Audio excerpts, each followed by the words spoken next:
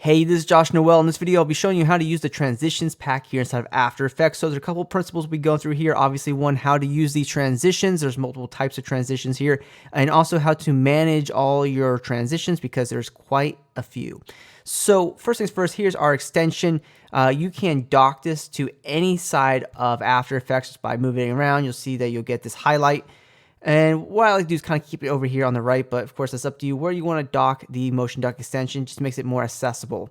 All right, so by default, you're going to have all these small previews. What you can do is come here to the slider here in the right corner, and you can just slide that over to get the previews to the size that you would like.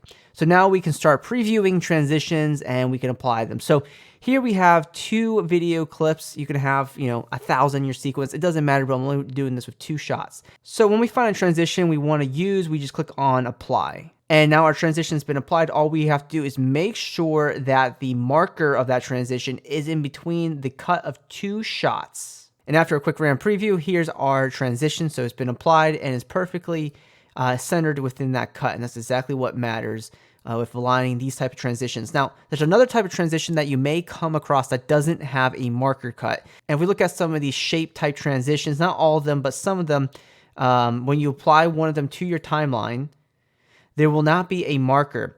And when you see one that does not have a marker, there's a very specific way to use them. So what we want to do to use this transition is we can come here to the beginning of our shot right here, for example.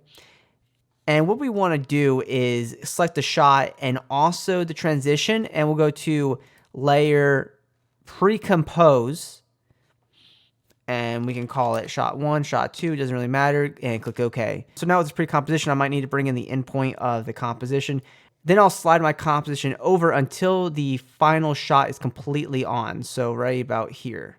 So now with a quick RAM preview, here's what we have. So that's how those transitions work, and those are only 2 types of transitions inside of this pack. Most of them will have cuts, but some of these categories down here in our pack, like clean blinds, clean circle, and a few of these ones here, will have that option where you're going to have to pre-compose it. But a lot of these other ones will just require, it be going between 2 cuts. So now I want to talk about the media management. So it takes a couple of seconds to apply the first transition of an import. So for example, we applied one seamless transition to this project. It took a few seconds for it to be applied, but if I went ahead and applied another one, it literally just takes a second for it to be dragged and dropped in there.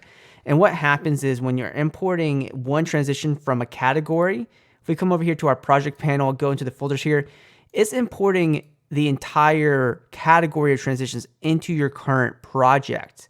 So what that means is that as you're adding just one transition, you're actually importing about, say, 159 transitions into your project. And for example, let's say we don't actually want to use those seamless transitions at all. What we can do is go to that folder here on our computer. Then what we can do is just delete the seamless folder from our project here, and this will help speed up the project because as you add on more transitions into your project, it's going to kind of slow down the project by a little bit. So just keep that in mind if you want to manage the speed and performance of your project. So if you have any questions on how to use this pack or anything at all, you can email us at motionduckhelp@gmail.com, or you can check out our support page at SunduckFilm.com/support.